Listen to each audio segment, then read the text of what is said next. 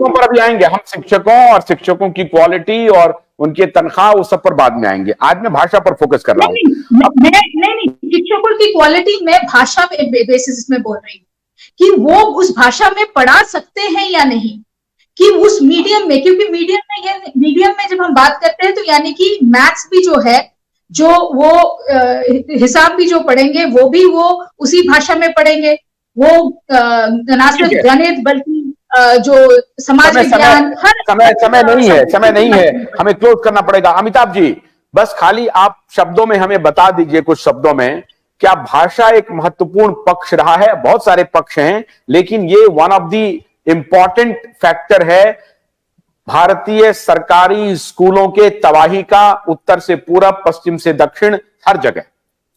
बेशक है, ये भाषा के वजह से थोड़ा डिस्क्रिमिनेशन हो गया है। जैसे आगे जाके हायर एजुकेशन के लिए अंग्रेजी में जाना पड़ता है, तो इनको मैं तो कहूंगा कि सभी स्कूल में एक ही स्टैंडर्ड होना चाहिए। जैसे सर गवर्नमेंट स्कूल में 5वीं क्लास में अंग्रेजी चालू करते हैं, तो प्राइवेट स्कूल में भी 5वीं क्लास में चालू करें। अगर प्राइवेट स्कूल में पहली क्लास में अंग्रेजी चालू करते हैं, तो गवर्नमेंट स्कूल में भी पहली क्लास में अंग्रेजी चालू करें, तो बराबर का मौका सबको मिलेगा। तो क्योंकि ये बाद में अंग्रेजी के लिए अभी फिलहाल, क्योंकि ये कई सालों का ये है, अभी कुछ सालों में इसको हम चेंज करना मुश्किल होगा। और इसमें क्या है, जो बच्चे गवर्नमेंट स्कूल में पढ़ते हैं उनको थोड़ा डिसएडवांटेज हो जाता है। तो अभी लेवल प्लेइंग फील्ड पहले करें, उसके बाद हम देख सकते हैं, जब आत्मनिर्भर, सही में आत्मनिर्भर होंगे, तब हम भाषा को पलट सकते हैं। अब चलने से क्लोज करने के पहले एक इंपॉर्टेंट सूचना दे दें, और मेरे ख्याल से आप भी शायद जानते होंगे, अवेयर होंगे। अभी एक मॉडल हैं और एक्ट्रेस भी हैं, पूनम पांडे। उन्होंने कल खबरें दी, उनके हवाले से खबर आई कि उनकी मौत हो गई, और उसको कंफर्म किसने किया? तो उनके मैनेजर ने किया। आज उन्होंने कहा कि नहीं साहब, मैं जिंदा हूं, और फिर सारे मीडिया संस्थानों ने उस खबर को चेंज करके कहा कि नहीं, पूनम पांडे जिंदा है। ये मैं अपने दर्शकों को बताना चाहता हूं कि देखिए मार्केटिंग बाजार क्या होता है। एक एक्ट्रेस अपने मृत्यु की फेक खबर स्वयं फैलाई क्योंकि उसको एक दवा बेचनी है, और वो दवा कंपनी का पैसा लेकर के, पैसा खा करके वो अपने ही मृत्यु की खबर छपवा दिया, और पूरे मीडिया में चल गया, और लोग, उनके जो फैंस थे, वो होने लगे कि कैसे हो गया, क्यों हो गया, क्या हो गया, और उसके बहाने उस बीमारी विशेष पर चर्चा शुरू हो गई। वही हालत हमारे 5 ट्रिलियन इकोनॉमी की है। मार्केटिंग चल रही है, जो मर्जी आंकड़ा दे दो, फर्जी आंकड़ा पेश कर दो, हम आपके दिमाग को भ्रमित कर दें।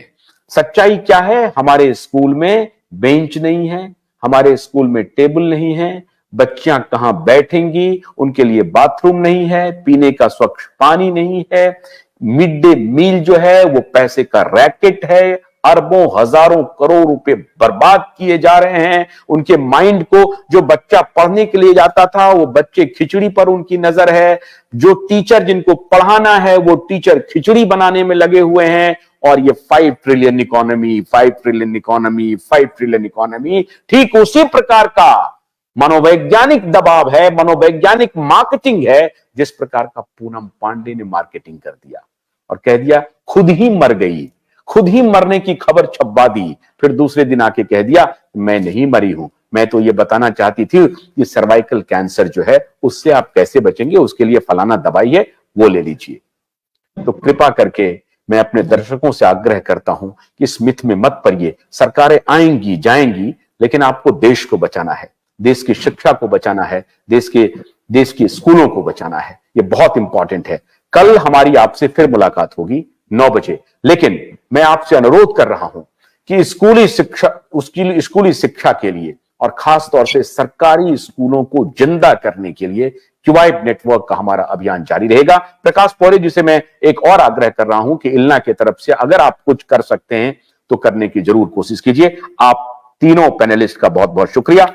आशुतोष को मत दीजिए। नमस्कार।